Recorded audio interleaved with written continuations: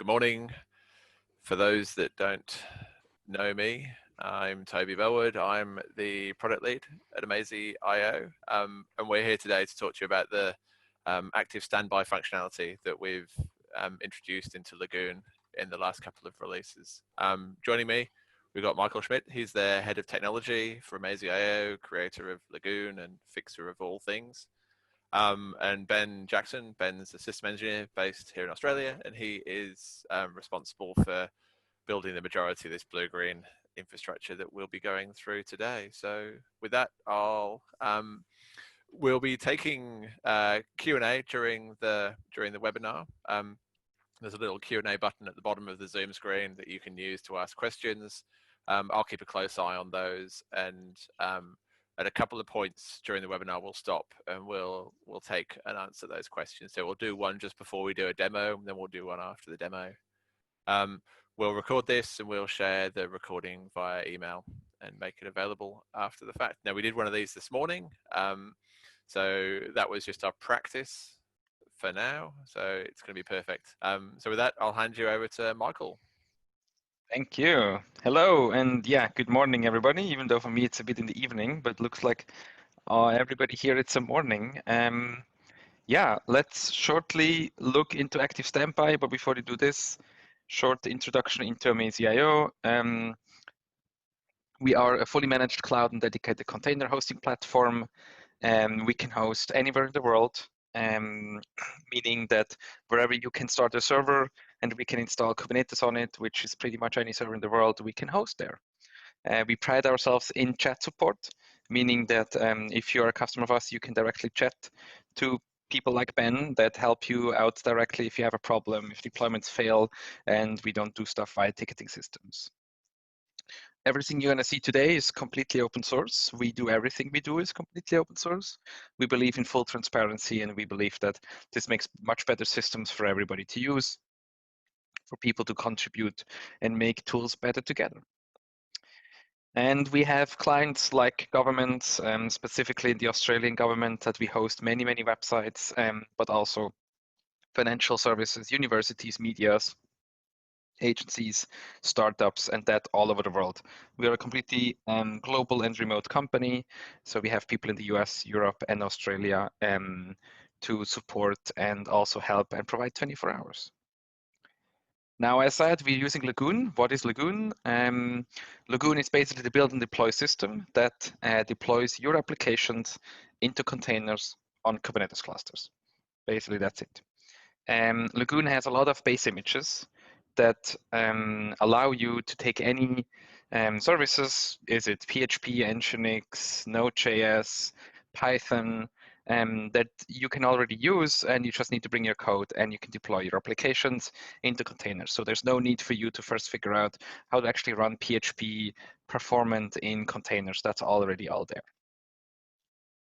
Lagoon is the piece that talks to the Kubernetes API and creates all the different objects that are needed. A Drupal site that we're going to see today uses around 20 to 25 different Kubernetes objects that all need to be created in the correct order, need to be maintained, and Lagoon does all of that. So like with the base images, anybody that uses Lagoon, they don't actually need to learn the Kubernetes API or the YAMLs. You can if you like to, but there is no need for it. And then Lagoon also creates individual namespaces for each branch or pull request you create. That means that every single environment, which these namespaces are completely separate from each other. There's no way that ever a pod can talk to another pod in another namespace or things like that. And we do this for every branch and pull request, meaning that you can tell Lagoon to create new environments for every single PR or for every branch that you create in your Git repository, which allows for very modern workflows. But Lagoon doesn't only stop there. We go further. Like most of our applications that we deploy, like Drupal, they also need to run deployment scripts that do stuff like drush cache clear, drush updb, config imports, or whatever else you want to run. And we're going to see some of them today as well. And that's another good thing about Lagoon. You can write all these deployment scripts into your code, and it's going to run them automatically. And like I said, everything is fully automated and scriptable. Lagoon is completely API first.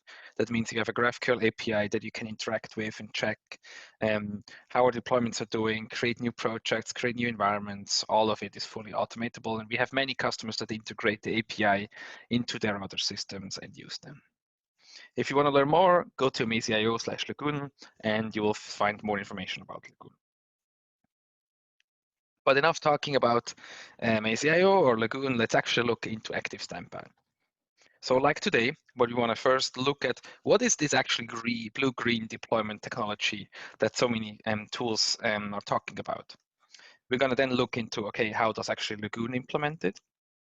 We're going to talk about the use cases for it, and we're also going to talk about the catches, because no system is perfect, and we want to make sure that everybody understands what the blue-green is really for and how it can be used. And then we're going to try a live demo. A couple hours ago, we did one. It worked perfectly. So without jinxing it here, I hope it's going to go again good. Let's hope the live demo gods are with us right now. OK, let's look at the blue-green deployments. So for us, a blue-green deployment is really just a traffic switch between two different environments. That means the secondary environment is already deployed up and running. So a deployment or a blue-green deployment doesn't mean you redeploy the environment a second time or again. This all happens before you actually do the switching. That means the switch itself, which is just a tiny change on a load balancer or on an ingress controller, means it can have a very, very small chance of an outage. The fact that something dies during that time is very, very, very small. And that also means end users should basically experience no impact at all. That means they're on the site, visiting it, and it doesn't get slow or it doesn't get weird, and just with 1 second to the other, they're suddenly on the new site that is deployed the new version. So that's what we see under a blue-green deployment. There are a lot of different other strategies. Some of them involve additional colors or what other not things. But we did a research with our customers. We went to our biggest customers that have asked for blue-green, and we looked at it and we decided, okay, we're going to implement it. We also decided to not actually call it blue or green, because during development within our team, we already realized that blue-green is quite confusing, which environment is which. So that's why we also decided, okay, let's call it active standby, because we believe that makes much more sense. Okay, so let's look at how does Lagoon actually implement such an active standby. So the first big difference that we implemented is you can now have 2 production environments. So far, it was only possible in Lagoon to have 1 production environment. Now it is possible to have 2 of them. And that means we have an active production environment. So there's a label now for one of them. That is the active. Active means it's the one that receives all the traffic. The production traffic is sent to that environment. And we have a second environment that is also production environment, but this one is called standby. And the standby is the one that stands by to be made the active when you tell it that it should be. And so these 2 environments are completely individual environments in Lagoon. They are not deployed into one namespace or multiple pods beside each other. They're completely different individual environments. That also means they're completely different namespaces. They cannot talk to each other. They cannot access each other's stuff. They're completely different environments like all other environments in Lagoon. And that also means they are built from individual branches within Git. So each of these environments have their own Git repository, a Git branch. And we did this deliberately because we really believe that only then the developers and the engineers have full control of what is deployed in which. So you have one branch that is the standby, and one of them is the active, and you just switch the traffic between them. And then what Lagoon does, when you tell it to switch, it just moves the traffic between one or the other. Now, because we understand that people still want to test specific environments, so you want to test a standby environment, so each of them then also get a unique test route, which you can use anytime to access and test everything. And then, like I said, on the actual active standby switch, The traffic is just moved from the active to the standby. So let's look at this in a more graphical way. What we have here on this side is our environment called prod left. Prod left is created from a Git branch, also called prod left. This is how Lagoon works. It creates the environment names based on the Git branches. In here, we have a Drupal, but this can be really anything. This is represented with an Nginx and a PHP container, a Solr, a Redis, and a MySQL database.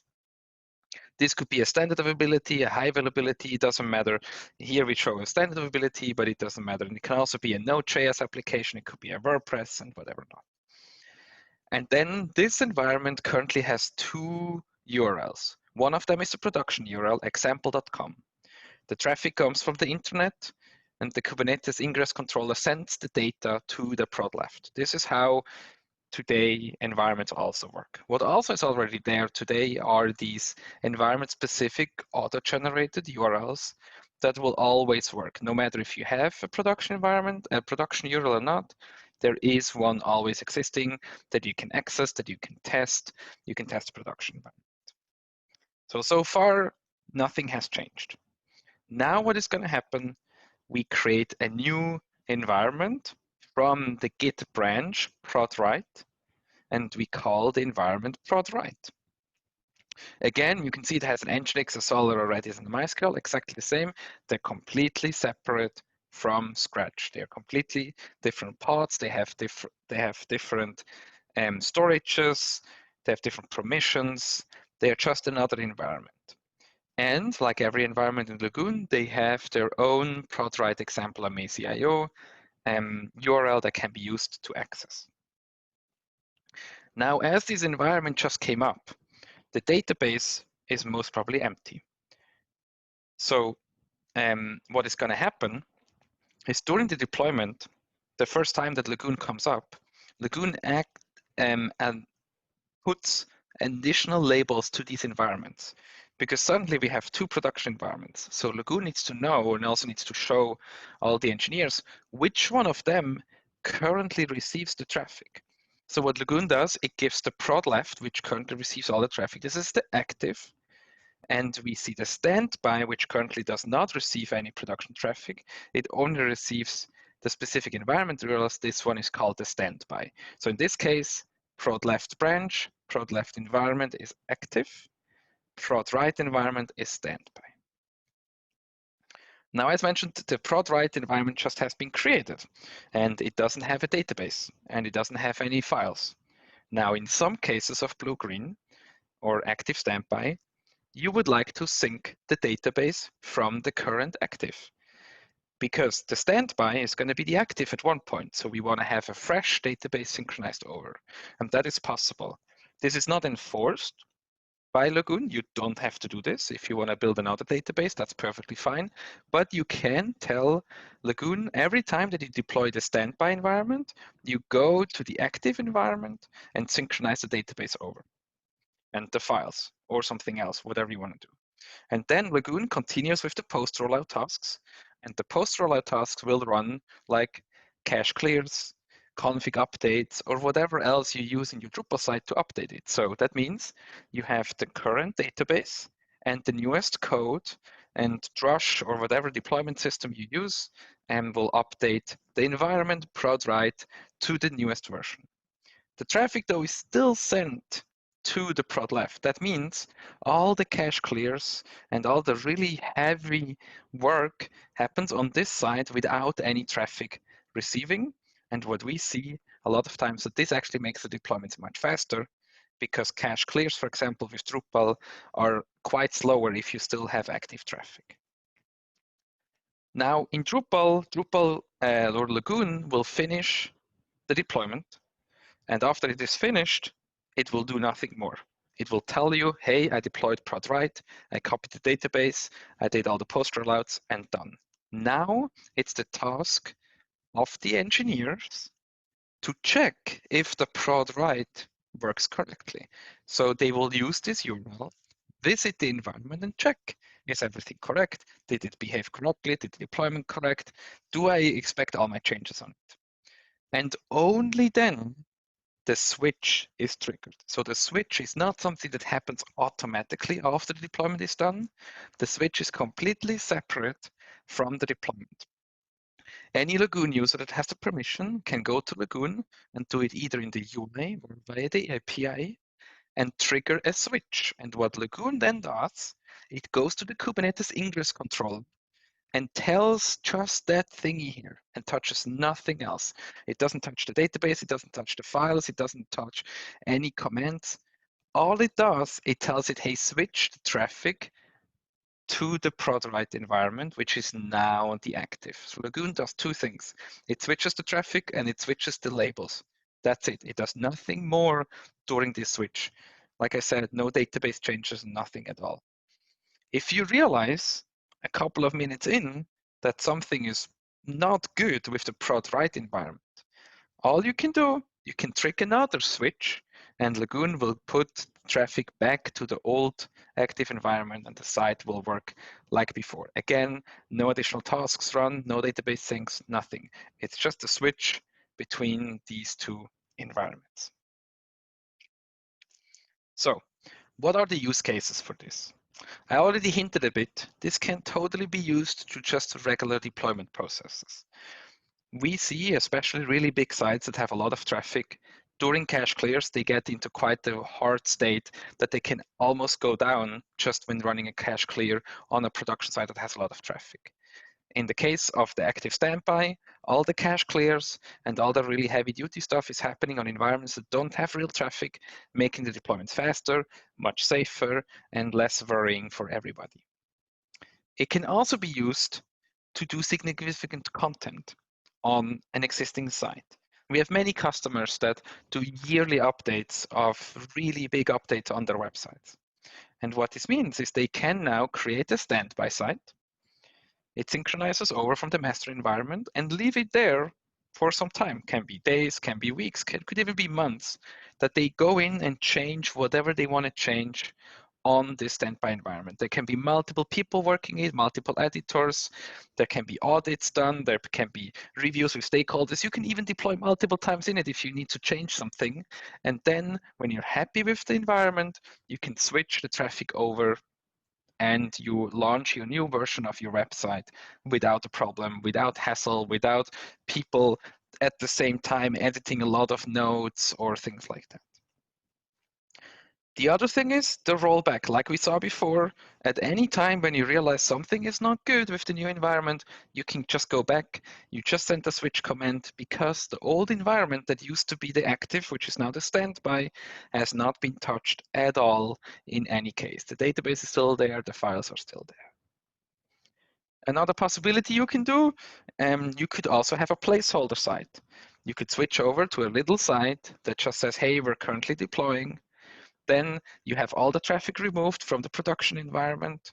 You can do all your changes, and when you're done, you can switch back. It will be a totally legitimate deployment system. And then what we also see is customers, sometimes they really want to go live at the specific time because it is somehow connected to, let's say, some budget releases or really important, or like stock traded companies, they need to publish times, or they need to publish content on specific times. That's fully possible because you don't depend on any DNS updates or running another deployment, because all you do is just switch the two different environments. And the really cool thing is, because they're actually completely different environments, the standby environment could be a completely different product. You could go from, let's say, Drupal 7 to Drupal 9 with a Gatsby front end, or you switch from WordPress to Drupal or whatever. They're completely different environments. They don't need to have the same containers or services deployed in any way. Now, there are also some advanced use cases. We suggest that maybe let's play with the regular ones first if you want to do this, but one of the features we implemented is we have also URLs for the standby environment. So while in our example before, example.com always points to the active one, you could also have standby.example.com that always points to the standby environment, and they also get switched between the two different environments. And that's really good for editors. For example, if your editorial workflow says you always go to the standby environment and edit text there and then you switch, That's a possibility. And they don't have to remember which one is currently active. So they just always go to the standby URL and do their stuff there. You can also synchronize content between the two environments. So if you do like these long-term content editing, you could constantly take over content from the current active to the standby or vice versa, whatever you want to do. There's full support for tools like Drupal deploy and stuff. Plus, it's also possible to use the Drupal environment indicator or other toolings that exist out there to show in a better way which of the environment is currently active and which one not. Okay, so it all really sounds great, but there are a couple of catches, and we want to make sure that we shortly talk about them because it's really important to understand what they are. First of all, and we talked a bit about this, is already the databases are not automatically synced. It is something you can configure, but it needs to be done. So it's something whoever builds the blue or uses the active standby system needs to think about what are our deployment systems. Do we want to synchronize the database every single time, only the first time? There's a couple of decisions that need to be done, but we can totally help. We have done this now a couple of times with customers, so we saw a couple of use cases. The next one is that you have two parallel databases for some time. That means if you have websites, like a transactional website, where e-commerce things or contact submissions happen, when you sync from the master environment to the standby environment, the database, as soon as it is synced, you have two databases. And then if something changes on the active while you're doing changes on the standby, this will not be synchronized anymore unless you trigger another sync. But this is not done automatically by anything. So you need to be aware that if you have e-commerce on the active still running, and then you switch the traffic over, if let's say a user added a new product to the cart, it will, and it has not been done on the standby yet, it will not be there anymore. The same for contact for web forms or things like that. And so that's something that we really need to understand is we either keep the time really, really short or we find other ways. And there are other ways how to handle these cases, and we're happy to help with them. But it's important to understand that there are two databases. What is really good, though, if you switch, the old database is not deleted in any way. You can still go in there and you could see like if there was a web form submission or something like that. But it's just important to understand that there are two databases for some time. Then we talked about the editors.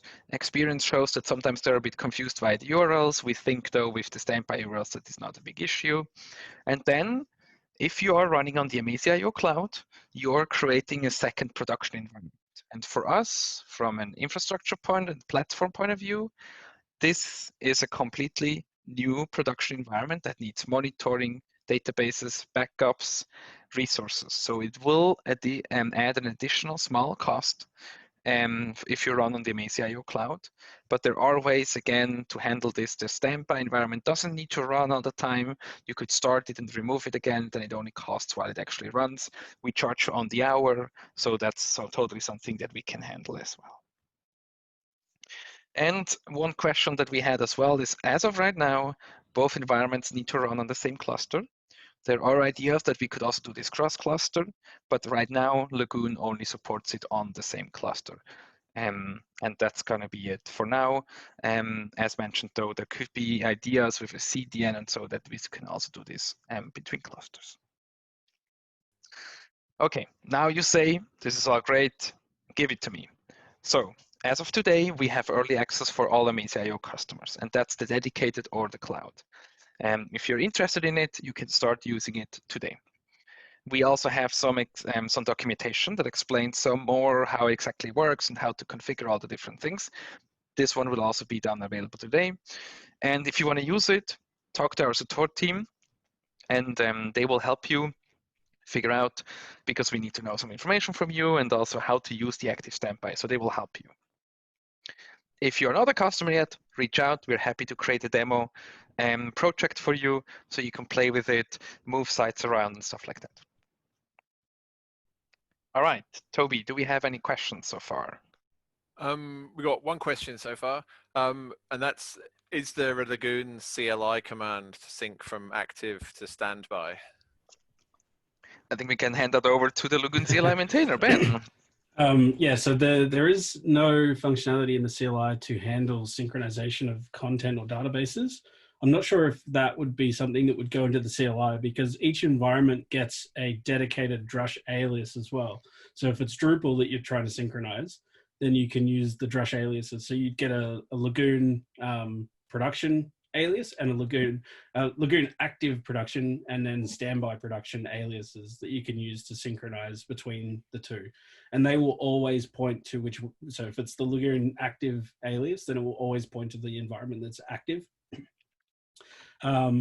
So we might have to create tasks in the UI that could do that synchronization, but all the existing task synchronization features in the UI and in Drush should already work, as long as you're using the aliases.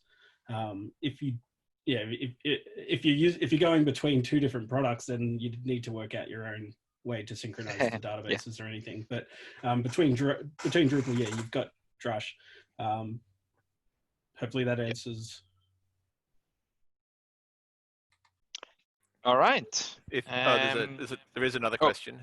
Go ahead. And this, whether you can promote a standard non-prod, so a development environment, to be a standby. It's possible, but not suggested. Yeah, it would definitely need some support help, I guess. It is possible to do, but it's not a very straightforward process. Depending on where the site is running, there'd be additional work required to actually promote it to a production environment. It just depends on which cluster and where it's running. So largely we've tried to keep this active standby workflow separate from the promote workflow that was present in other parts of Lagoon.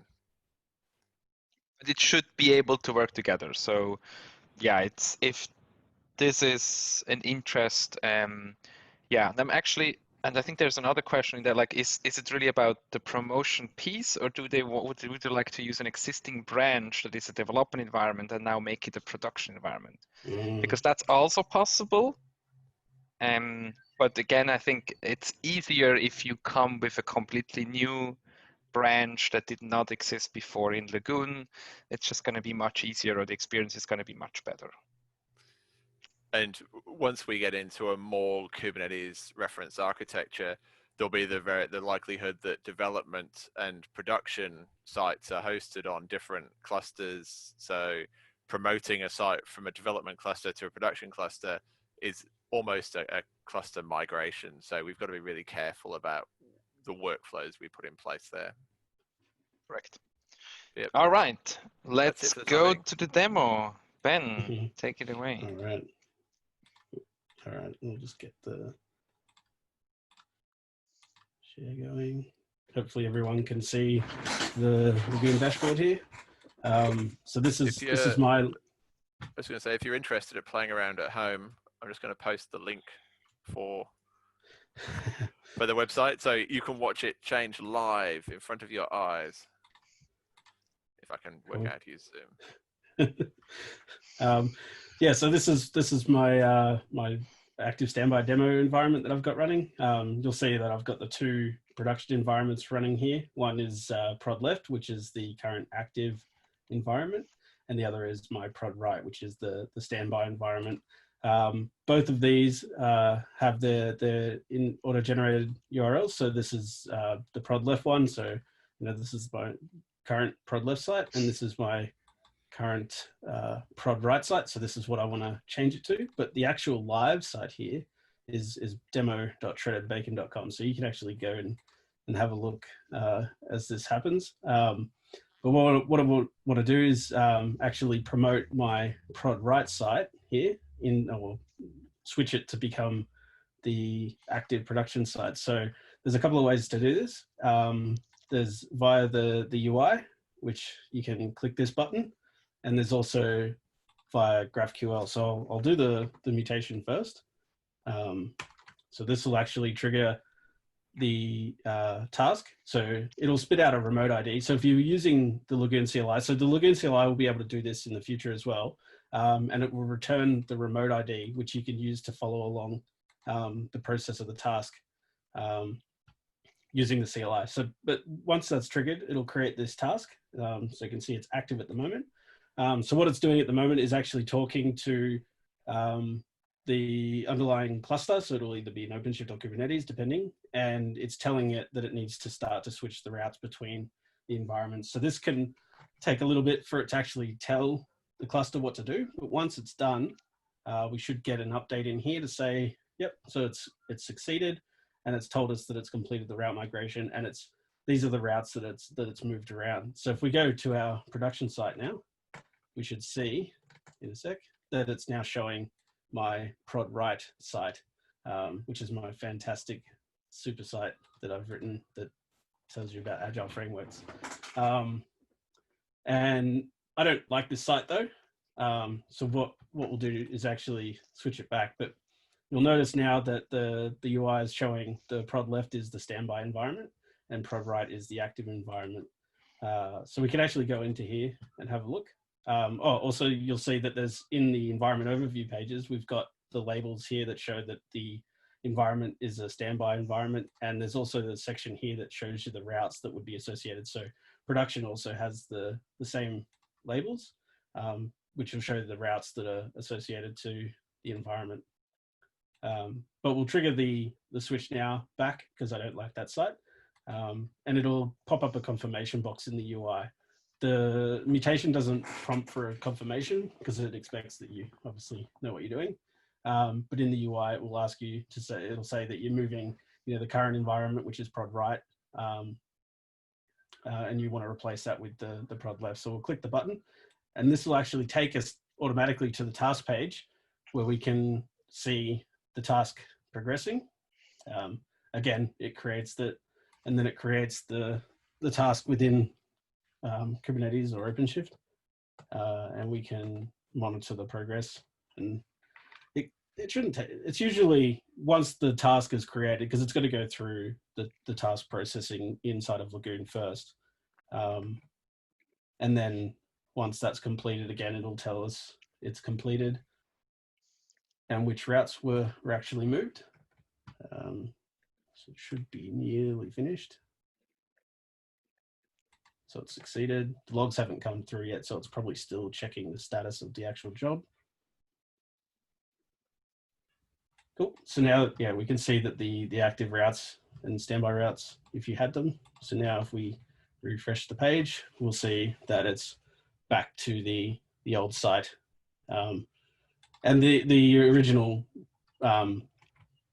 auto-generated URLs will always remain, and they'll continue to point to whichever prod left or prod right. They won't actually change which site is viewed. Yeah, that's pretty much the demo. Cool, thank you. All right, we go back to our short presentation.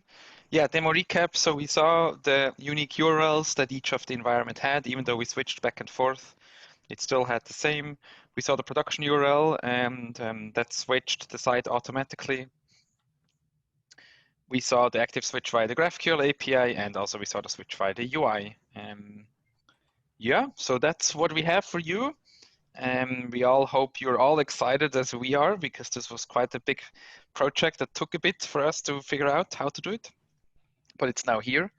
And yeah, if you have more questions, we're happy to answer them.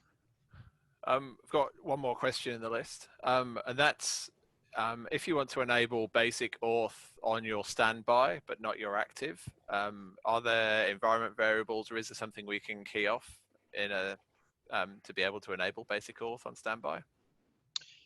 Not right now. The specific idea of the standby environment is that if you switch it, that it does not do any changes of the environment. So the switch itself does not trigger a redeployment, it does not create new environment variables, it doesn't remove them or anything, because any of these actions could cause some issues with the standby environment, which we want to prevent in the first place. What is totally possible though is you can deploy into the standby environment and have a basic auth in it. Then you can deploy again, you can deploy again, and deploy again with basic auth enabled. And then you do one deployment that you remove the environment variables, and then you do the switch. So that means that the standby environment would maybe be accessible via basic auth, without basic auth for a couple of minutes after you deploy, and then you do the switch. So it is possible, but it's not supported by the system that it automatically removes them when you run the switch. So it's something you need to manually do right now. And so, yeah, but we believe that with just another deployment, that you remove the basic auth, you check shortly is all still working correctly, did nothing else break, and then you switch them over. Have we got any final questions before we wrap it up for the day? Obi says everybody can go home now. Oh, we already home. We're already home. I won't force myself to do the whole make up a question because no one else did thing that hosts managed to do. So yeah, I think that's probably a wrap from the questions from the crowd. All right, I think that's it. Thanks everybody. Have a good rest of the day. And yeah, thanks so much for coming. We really enjoy doing these webinars and connecting more with the community. There's a lot of features coming out from Lagoon in the next few months. We've been working very hard behind the scenes on a lot of things. So we'll tee up more of these webinars as we go through to demo more of them to you. And likewise, if there's stuff that you think you'd like us to walk you through, let us know, and we'll make Ben do it. Yeah. Webinar as a service. Thank you all very much. Thank you. Bye-bye.